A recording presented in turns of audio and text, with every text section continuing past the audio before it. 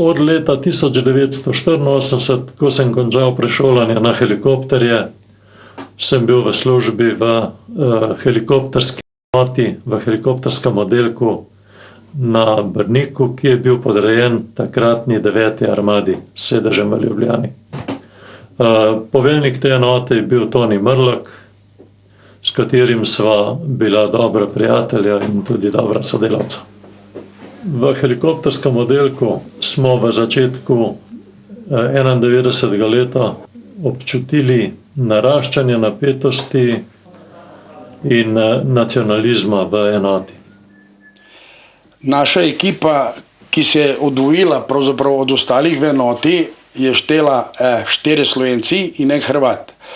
In mi smo se že pred vojno dogovarjali in iskali rešitve. Tako da je ena rešitev, ki smo jo naredili, je bila posebna frekvenca na helikopterjih, da bi se v slučaju, če do česa pride, da se saj med seboj informiramo o dogajanjih in kje kdo od nas leti. Toni je s Kacinom večkrat sodeloval. Kacin je bil takrat na mestu podsekretarja na Sekretarijatu za ljudsko obrambo v Ljubljani. Večkrat smo pristajali po lokacijah po celi Sloveniji, kjer se je tudi Kacin ukrcal in z Mrlakom sta opravljala določene polete. V začetku leta smo prišli do sklepa, da je sam preveč ogrožen, zato sem na te sestanke s Kacinom začel odhajati tudi sam. Na Brniku sem od pripadnika letalske enote policije prejel kuverto z vabilom, naj določenega dne sedem v avto v podzemni garaži pri Maxi Marketu. S tem avtomobilom so me odpeljali na sestanek. Sam nisem vedel kam, vendar s Tonijem sva bila dogovorjena, da pridem pozneje v službo.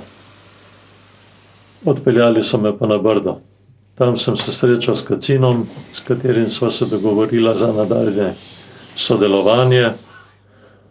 Povedal mi je pa tudi, da imajo namen, da bi prevzeli helikopterje Gazela na Brniku.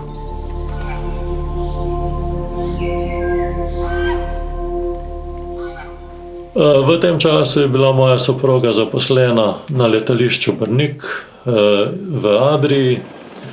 Pod pretvezo, da grem k njej na obisk oziroma da hodim na malico, sem odhajal v letalsko enoto Milice, kjer sem o razmerah v naši enoti obveščal Mirka Završka, ki je bil takrat poveljnik te enote.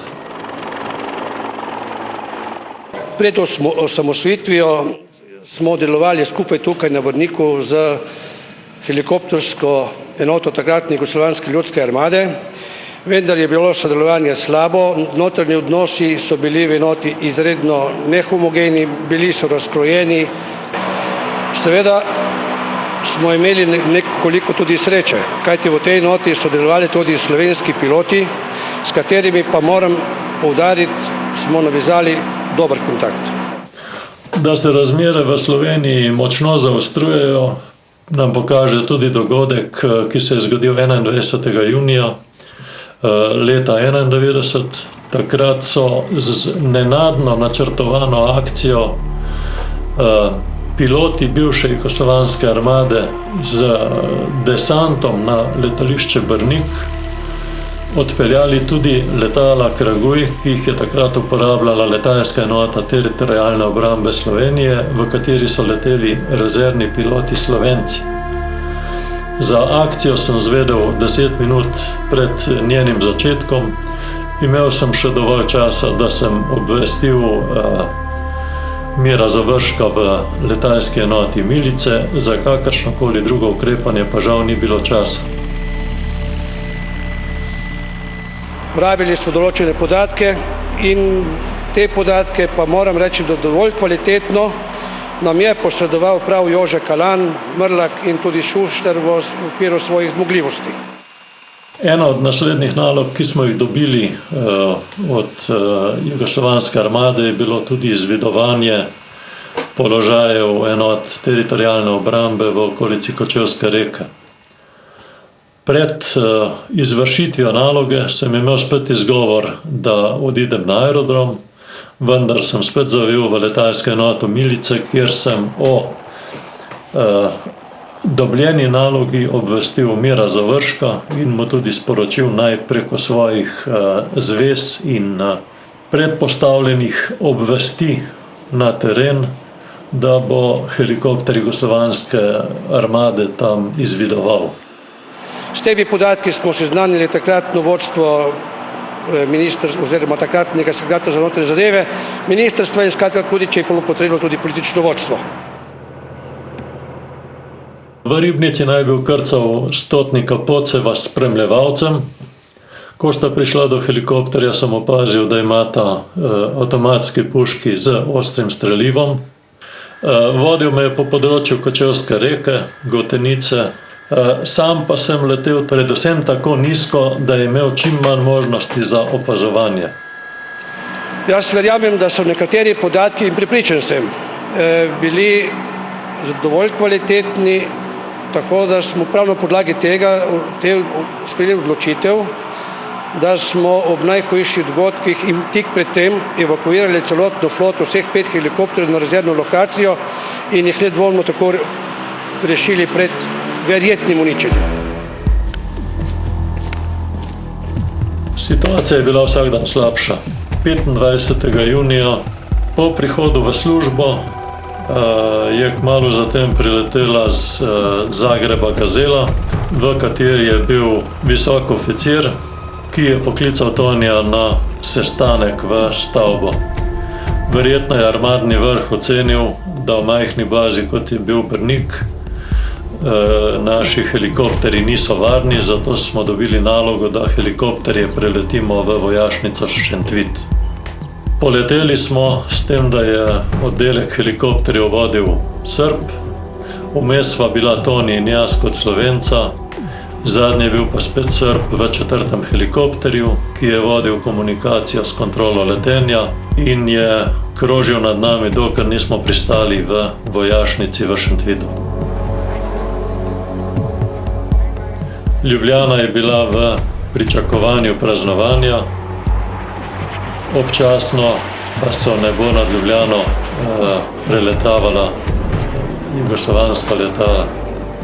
Bil sem zaskrbljen, ker sem vedel, da ta letala lahko pomenijo tudi grožnja Sloveniji. Dan pred razglasitev samostojnosti sem bil poklican nekje ob 4 popoldne po telefonu, da se takoj javim v Šentviško kasarno. Nakar pride poveljnik iz Zagreba in ga jaz vprašam, ali je to bojni alarm ali je to samo vežbovni. Vekolikor je vežbovni, sem na bolniški in me naj pusti domov. On pa je dejal, ne, brez tebe se ne more in praktično mi ni dal odgovora, ali je to bojni alarm ali ne. 26.6. Zjutraj nismo imeli posebnih zadolžitev, zato smo vsi Slovenci odšli do gostilne Jarh, kjer smo nazdravili osamosvojitvi. Ravno kar smo se usedli, pride vojak in pravi takoj, da se javite v bataljon vojne policije.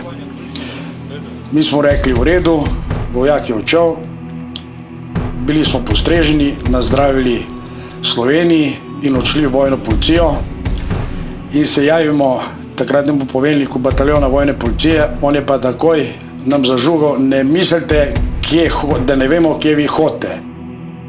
Pozneje ta dan je pristal helikopter Mi-8 iz Zagreba, iz katerega so se izkrcali 3 v pilotskih kombinezonih. Spogledali smo se in sumili, da so to piloti, ki bodo prevzeli naše 3 gazele. Na srečo ni bilo tako, bili pa so to oficirji za navajanje in enega od teh oštirja sva dobila tudi kot potnika in sva ga z Bogotom prepeljala v mariborsko vojašnico.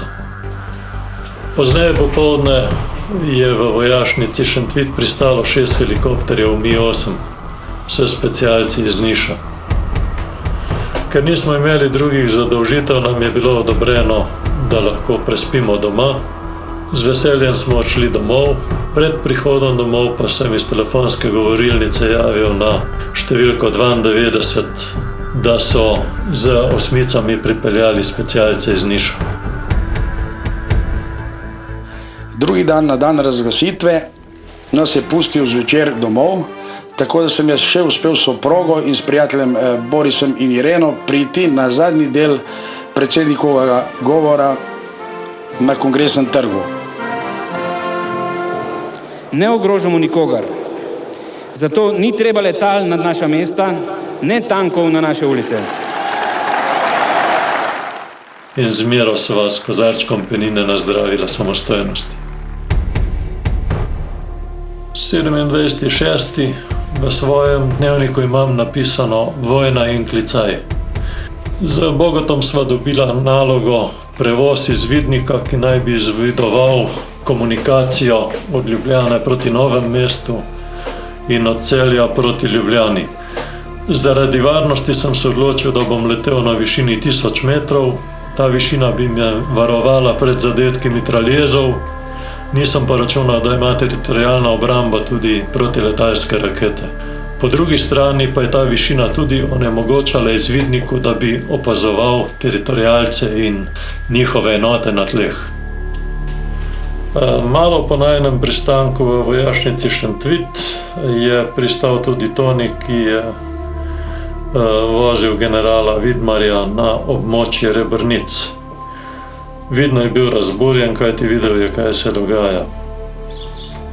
Po vrnitvi iz vidniškega poleta pride Toni in izda ukaz, da takoj vzamem svoje stvari in da grem od tega dneva naprej, da sem premeščen v Maribor na razpolago Mariborskemu korpusu. Odletela sva proti Mariboru in med letom sva opazila tudi razdejanje na območju Trzina, kjer je bila vojaška enota obkoljena. Bilo je precej razbitih vozil, poškodovane stavbe.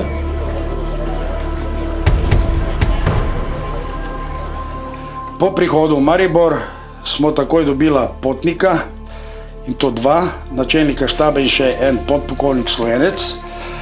In smo šli po nalogah, praktično je bil to obhod položajev. Prvi postanek je bil v Ormožu, kjer sva pristala na drugi strani sedanje meje med tanki. Potnika sta nama ukazala, da motorja ne ugasneva, sama pa sta izstopila. V helikopterju sva ostala sama in ugotavljala, da je v tej vojski nekaj ljudi norih.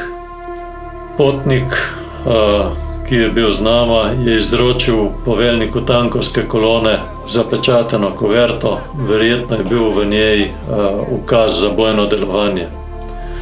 Kmalu nato smo odleteli proti Murski Soboti. Že med samim letom proti Murski Soboti pa sva opazila, da se je v Ormožu začelo bojevanje.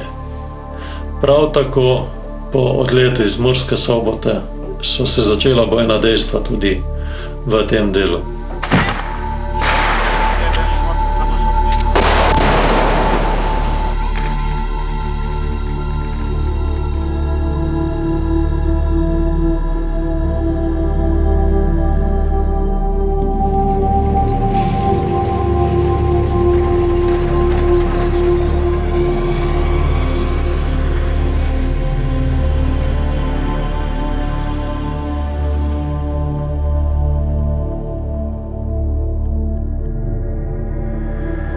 Že z jutranjega poleta in tega leta, ko so vozila načelnika štaba korpusa, mi je bilo jasno, da v tej vojski in v tej službi nimam kaj več delati, in zato sem takoj predlagal Jožetu po krajšem razgovoru, da jo medva enostavno potegneva črto, če se da s helikopterom, ker sva le letalca, če pa ne bo šlo, če ne bo imela priložnosti, pa da grejo kot pehotna oficirja.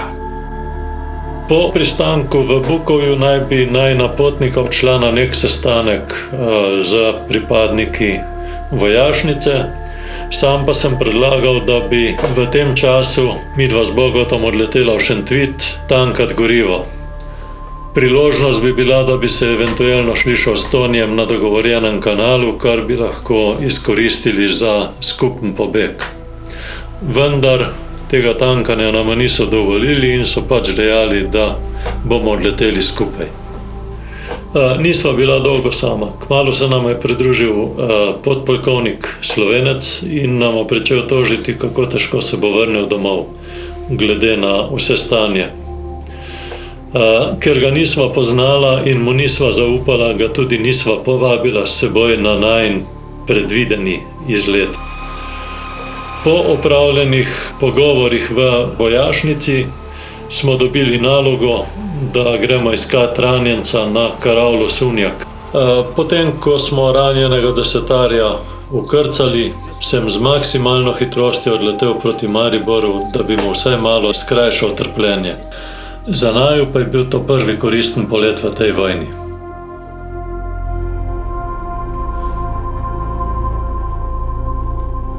Za ta dan je bilo, vsaj za naju, konec z letenjem, odšla sva na počitek. In odšli smo v prostor, kjer je bilo zbranih več oficirjev in so gledali televizijo. No, tu so bili tudi razne provokacije od strani ostalih oficirjev.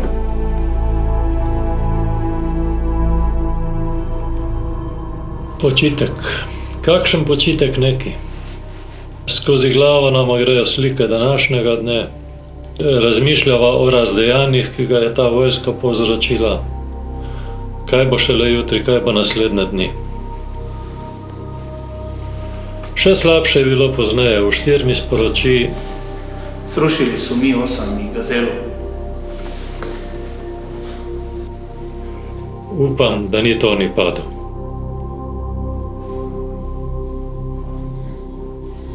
Ja, v bistvu sploh nisem vedela, kaj se dogaja.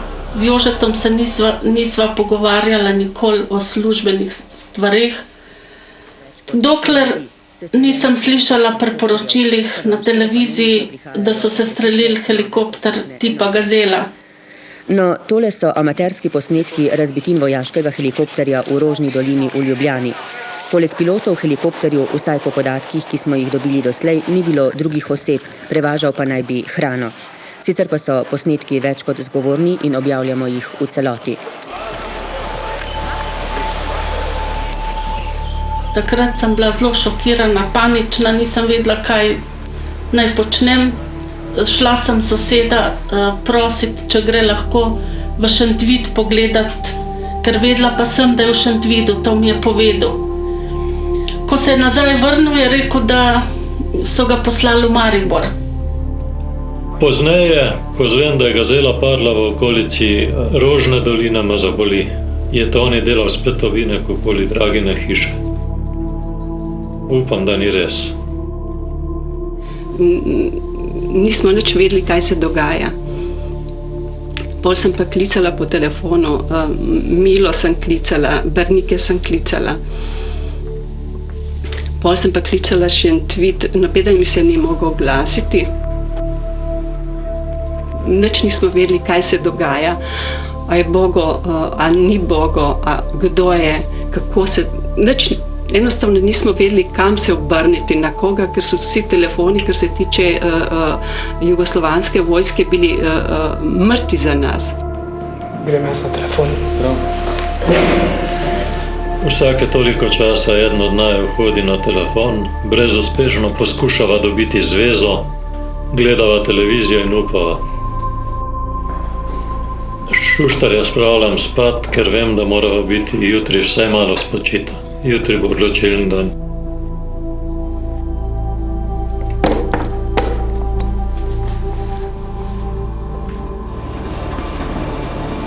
Dobro jutro, gospod Stavnik.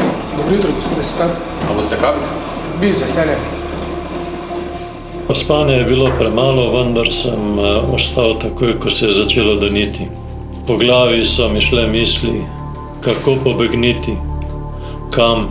Najraje bi odletel v Zasavje, ker sem najbolj poznal hribe in ljudi. vendar zaradi varnosti je treba čim prej na tla. Oštir, ki sva ga prejšnji teden pripeljala iz Šentvida, je bil oficir za navajanje letalstva. Povedal mi je, da jugoslovanska armada načrtuje desant na letališče Maribor. Vedel sem, da bo v primeru desanta verjetno kak helikopter zadet in bi raje pristal v varnem okrilju vojašnice v Mariboru. Zato sem Oštirju takoj predlagal, da najino gazelo, ki je bila na sredini stadiona, premakneva nekam na stran. Strinjal se je z mojim predlogom, na kar sva z Bogotom odšla gledat teren, kamor bi helikopter premaknila, vendar sva ta odhod izrabila za detaljni dogovor. Izkoristila sva še nekaj časa za kratek počitek pred nameravanim dejanjem. Ležim na postelji, gledam v strop, razmišljam, vrtim film od otroštva. Razmišljam, kako sem začel leteti v aeroklubu, na jadralnih letalih, motornih letalih, začetki letenja v vojski. Ves čas sem v letenju užival. Zabredel pa sem v tole vojsko, ki je začela rušiti Slovenijo. Ta vojska je postala eno veliko sranje in čim prej sem moral iz tega, po možnosti z najino gazelo. Kaj je zdaj to? Kakšno je to? Brat v policiji, mama Slovenka, otroci, prijatelji. Kako more ta država, ta jugoslovanska armada pomisliti, da bomo mi šli proti svojem narodu? Sigurno nimam več kaj početi v tej jugoslovanski armadi in čim prej oditi zavedno iz nje.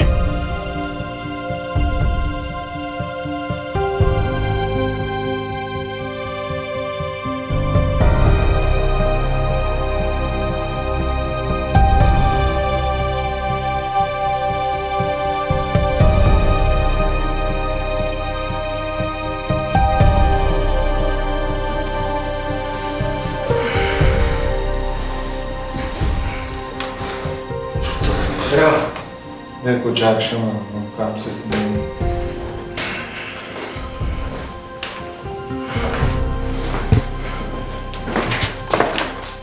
Sva pred helikopterjem. Helikopterjem je pregledan, Bogo mi da knjižico.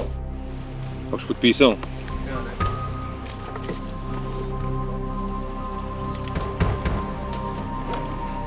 A upišem, da beživa? Ni treba, če nama sojeno bova preživela.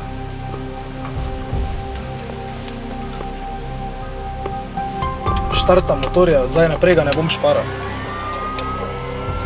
Bogo se usedel na svoj sedež, trdno sva se pripasala.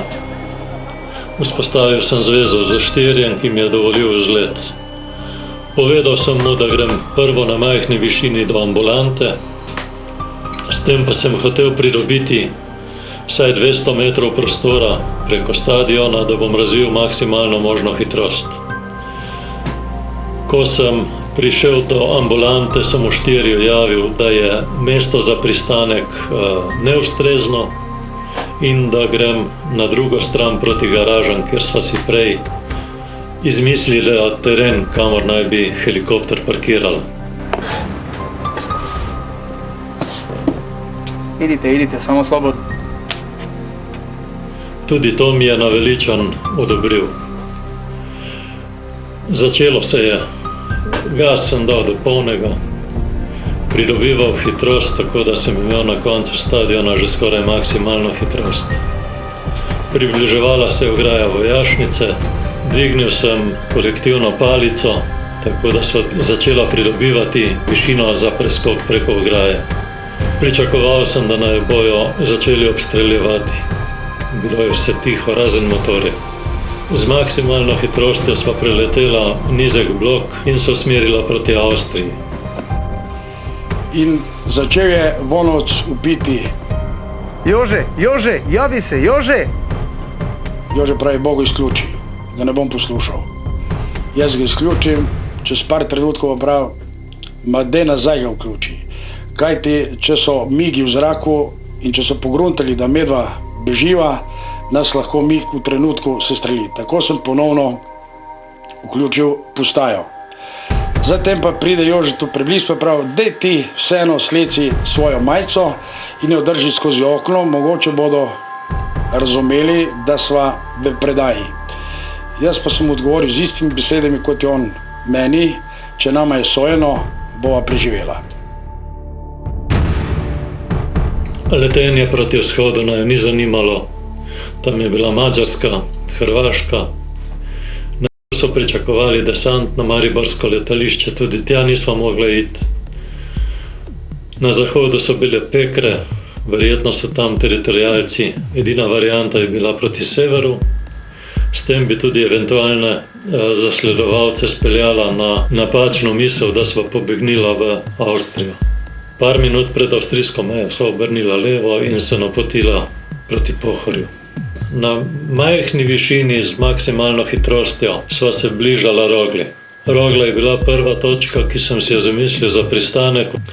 Med postankom sva nekega mimoidočega obvestila, priklicala do helikopterja, kamor je prišel s strahom, ker je imel helikopter še kar jugoslovansko zvezdo. S strahom je prišel do helikopterja, ker sva mu dopovedala, da beživa. In ga prosila, naj obvesti policijo in teritorijalno obrambo, naj na ta helikopter ne streljajo. Nadaljevala sva proti Goltem. Tisti dan sem bil dežurni na Golteh. Sedel sem v strojnici in gledal po dolini, vedel sem, da je vojna, ko je nenadoma pred steklom strojnice priletel helikopter, ker smo že takrat bili upozorjeni, da je možnost desanta na Golteh, sem se seveda prestrašil, da se je to res zgodilo. Vreme je bilo ugodno, ni bilo hudih vetrov, zato sva nad Goltemi kratko zaokrožila, izbral sem teren za pristanek. Bil je zelo minimalen, ni me skrbelo za helikopter. Pristal sem na minimalnem terenu in tudi med pristankom sem z rotorjem posekal par smrekovih vej. Vendar bila sva že na pravi strani. Helikopter sva ugasnila in počasi začela se stopati proti hotelu. Stopnice so se vlekle, ni hotelo biti konec. Okolje vladal popoln mir, nikjer ni bilo slišati glasov. Nisva vedela, kaj naj jo čaka. Prvi, ki nama je strahom prišel nasproti, se je pokazalo, da je naš človek, Slovenc. In tudi on se je razveselil, ko je naj slišal, da sva govorila slovensko. Moram priznati, da me je bilo zelo strah. Oba sta bila močno naoborožena, posebej Jože s svojim koltom je bil zastrašujoč in tudi svojo višino. Ko sem prišel do njih, sem jih vprašal, kdo pa sta vidva, najbolj neumno vprašanje. Povedal je Bogu, da sta priletela in da sta pobegnila iz jugoslovanske vojske.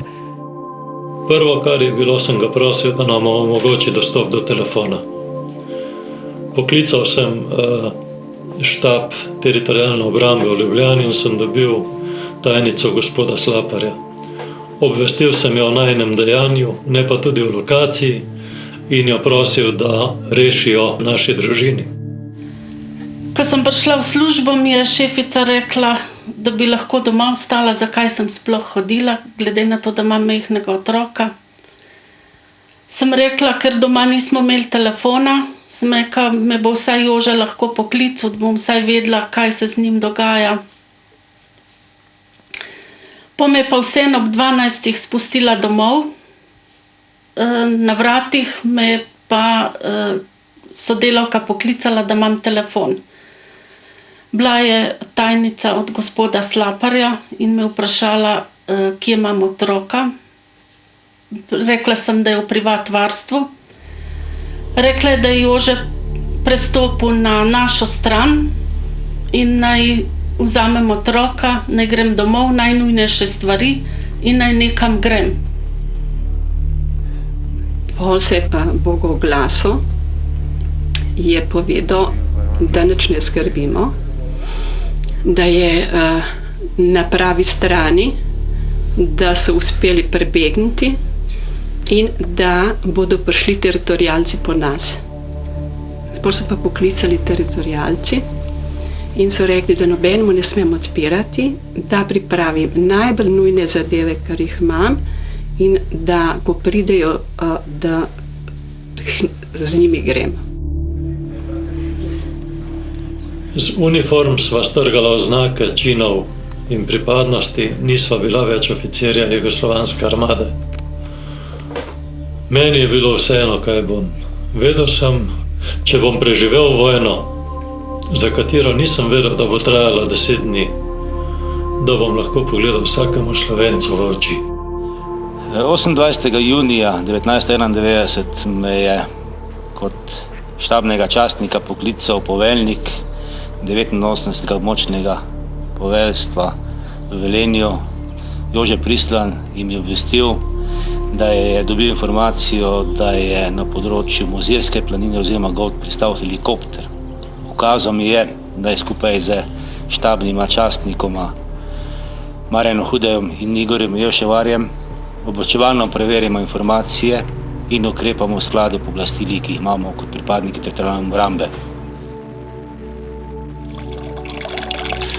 Ko smo zvedeli, da je na Golteh pristal helikopter, smo seveda malo pomislili najprej na varnost. In sicer varnost v smislu čisto vojaškem in pa kot v smislu ljudi.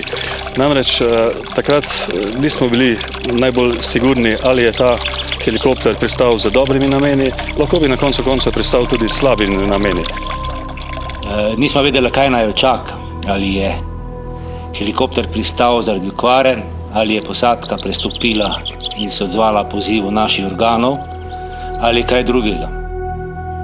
Prvemu, ki je prišel, sem ostal, pristopil in mu s stisnjeno pestjo raportiral: gospod Stotnik, predajam helikopter Gazela Slovenski vojski.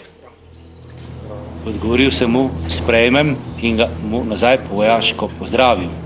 Odgovoril je, poroča Stotnik Jože Kalan, in predstavil svojega mehanika Boga Šuštarja. Po prihodu večje skupine teritorialcev, ki so bili zadolženi za čuvanje Gazele, sva jim z Bogotom svetovala, kako naj helikopter zamaskirajo. Ko sva predala na Golteh helikopter, so naju z gondol odpeljali v spremstvu policije v postajo policije v Mozirju. Mi smo enostavno imeli njih v začetni fazi za ljudi, ki so z hrabrostjo pristopili na našo stran, po drugi strani pa seveda z rahlim občutkom nezaupanja, ker enostavno ljudi nismo poznali. Takoj so nas postali v eno sobo in dejali, da počakamo, da pridejo inšpektori iz Celja. Takrat sem začel razmišljati, a je to sploh mogoče, kaj smo zdaj medva, a sva prav naredila, kaj je to, da nas bodo zasliševali inšpektori iz Celja, kot da ne bi mogli, če že kaj hočejo, kakšno informacijo, naj zaslišati policisti.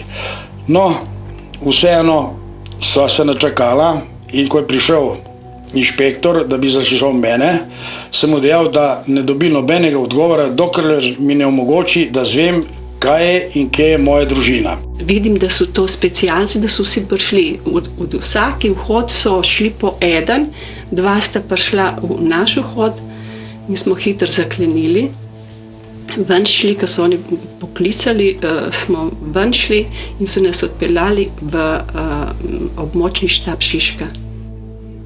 Po končanem zaslišanju sta prišla 2 predstavnika in sta vprašala, ali želiva prestopiti v teritorialno obrambo. Medva sva bila na to pripravljena, podpisala sva pristopno izjavo in postala pripadnika teritorialne obrambe.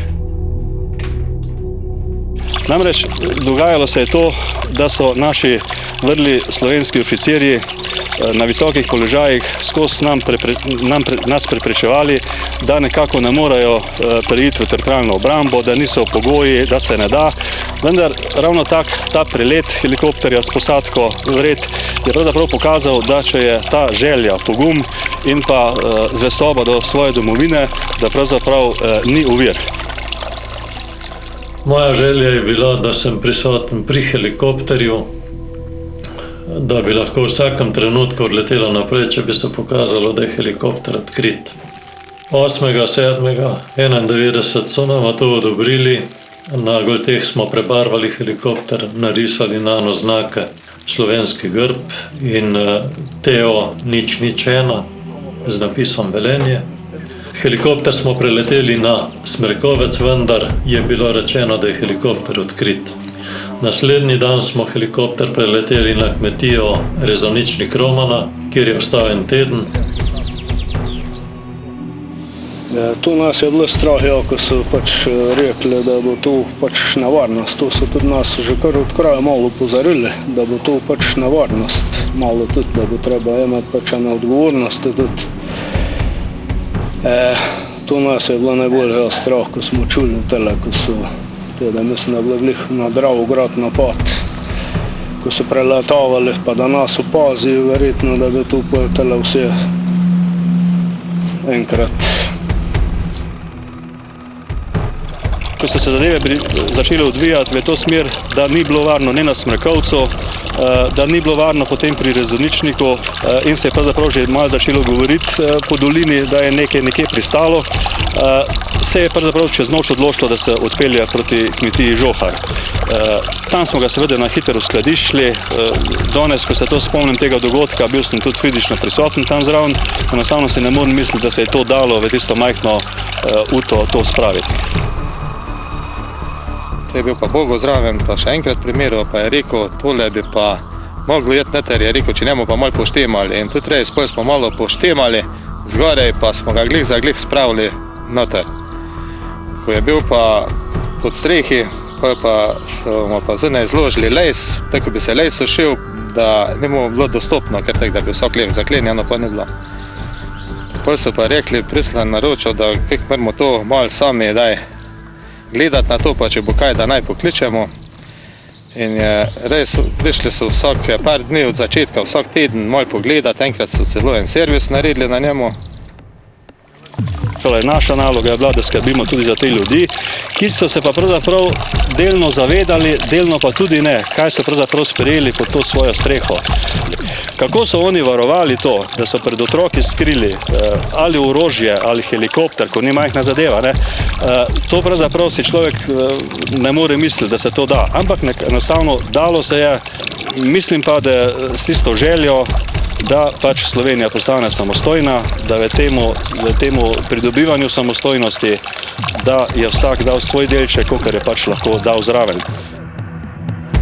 Ko so ga odpeljali, je pravzaprav tako bi se kamen od srca odvalil, samo pač je pa tudi po ene strani smo pa tudi ponosni še zdaj, da se je tu pač zgodilo tele, da smo vsaj nekaj naredili, a ne za to našo Slovenijo, lepo Slovenijo. Otroci niso nič nikoli, da bi bili kar najdli. Tej, ko so pa Ponga prešli, sta pa iz šole prešla, ko smo ga že ven iz garaža nazaj dobili, smo ga zunaj imeli, smo ga skupaj montirali. Sem pa rekel, pridite pogledati, kaj imamo. Te pa pop rekel, saj smo ga ven del najdla, ko si ti rekel, da moramo posel jeti za krave. Smo pa sel imeli tu gre shranjeno, prej jaz sem pa pozabil, sem pa sam skoraj potek, sam si pa tudi nista upala povedati. Sem rekel, zakaj pa nista povedala. Je rekel pop, ko je v prvi razred hodil, da sem mislil, da ga ateš. Ko sem bila pri sestrični od očeta, me je Jože poklical, povedal je, da je z njim vse v redu, da ne rabim nič skrbeti, ni pa povedal, kje je. In dejansko jaz nisem vedela sploh, kje je, dokler nisem bila v Gorici in je tam poklical mojega brata in prosil, če naj lahko s Tamalim pele na obisk. To je bilo približno po 3 tednih, enemu mesecu. Ko smo prišli v Velenje v štab, Jože me je zagledal, skočil k nama. Tamal ga je vzel v naročje in praktično ga otrok ni poznal, ker ga ni videl sigurno kakšen mesec ali pa več. In sem videla, da je Jožetu šlo kar na jok. Vojna se je končala, toda za naj dva se sigurno ni, kajti začeli so nas iskati pripadniki Kosa, tako sva bila prisiljena, da sta se skrivala in bežala iz enega kraja v drugi. ko smo videli, da bo ta pravzaprav zelo dolgo mogla biti v ilegali, smo seveda hoteli tudi organizirati to tisto, da bi nekaj tudi po človeški plati nudili. In smo seveda rekli, bomo peljali na pravo govejo župo, tam je bližno gostilno, naročimo župo in seveda glede na to, da so jih že iskali, včasih je bilo tudi mogoče malo preveč straha, tistega velikega straha, ne, ko je znotraj voto, zunega pa ni, ampak vseeno župa je ravno pripravljena, ko pride Bogo pa reče, čuj, tam ne vidi mene, ko neko čudno telefonirajo, ono gor dol, meni ne paše več župa, bomo šli, sem rekel, Bogo, pa pusti zdaj ti to na dva, gremo mi zdaj na župo, ravno kar bojo na mizo prinesli. Ampak enostavno, ne, Franc, ni govora, da gremo naprej. Povsod so videla za hrbtom nekoga, sumila so vsakega, ki ga nisva poznala, da je mogoče Kosovec. Toda prepričana sva pa bila šele takrat, da nas res lovijo, ko so nam prišli na Smrekovcu v sled in sva prepoznala pripadnike Kosa. In takrat, ko je šel v korito pit vodo, je prišel en tak obiskovalc, kao planinc, in je hodil skozi za njim. In ko so še ostali tisti prihajajoči prišli za njim, so prenesli v kočo planinske izkaznice, ki so bile popolnoma nove, isto osebne izkaznice. In že to je bil, nekaj sumljivega, leta 91. To so bili vse mladi planinci, prva pot pa jim je bila mozirska koča Smrkovec. To je še potrdilo moj sum, da je vsaj eden od njih Kosovec. Bogota so pa tudi, na vso, silo hoteli fotografirati, in kakor se je Bogo po koči premikal, tak je šel s fotoaparatom za Bogono. In po je prišel Bogu v kuhnjo in je rekel, tega poznam od nekod, mislim, da je Kosovec, naredimo neko, da bom jaz lahko šel dol s planine z svojo družino. Pa so se oni zmenili tam, da mi hitro spokamo, da gremo za skupino, ker mleko pelejo. Pa sem pa jaz takoj letela gor v sobo, spakirala, kar sem lahko najhitreje, in smo šli dol, pa s tiste ženske, ker je bile 3-4 ženske, kar mleko pelejo, in smo spokali se in šli v dolino. Ko je bil Bogo na Smrekovcu, je njegova hčerka imela rojstni dan. Na pošti v Črni pa sem dal telegram, vse najboljše za rojstni dan ti želi oče. In seveda hec je bil, da na pošti je bajna poštarka, ko je takoj seznanila mojo ženo, da imam še eno hčerko po strani, to je bila informacija v pol ure, ko sem jaz nabavljal po Črni in žena pride k meni in pravi, da to nisi povedal, da imaš eno hčerko. Jaz rekel, pa ni kaj, jaz ti ne moram kaj povedati, ker povedal ti bom čez kak mesec dni, kar je bo res, da si pa pozdaj povedal, kak dogodek je bil. Kolikor sva izvedela, je bivša jugoslovanska armija za nama razpisala tiralici. Do odhoda zadnjega vojaka jugoslovanske armade iz Slovenije sva delala v Velenju, kamor sva se redno vračala. Zaradi skrivanja pa sva še naprej menjavala lokacije in sva se selila po Sloveniji. Vedno je obstajala možnost, da naj jo najdejo. Tako da so morala nekaj ukreniti. Spomnila so se in napisala, vprašala prijatelja, da nam pošle, da nam prinese razglednice iz Nemčije, katere sva medva napisala. Jaz sem eno pisal celo v Mostar, kakor nekdanjem prijatelju. Ta je takoj prijavil ofisirju Kosa in bilo je razglašeno v garniziji v Mostarju, da nas zastonj iščejo, kajti verjetno sva medva po razglednicah sodeč že v Nemčiji in da nas sploh ni v Sloveniji.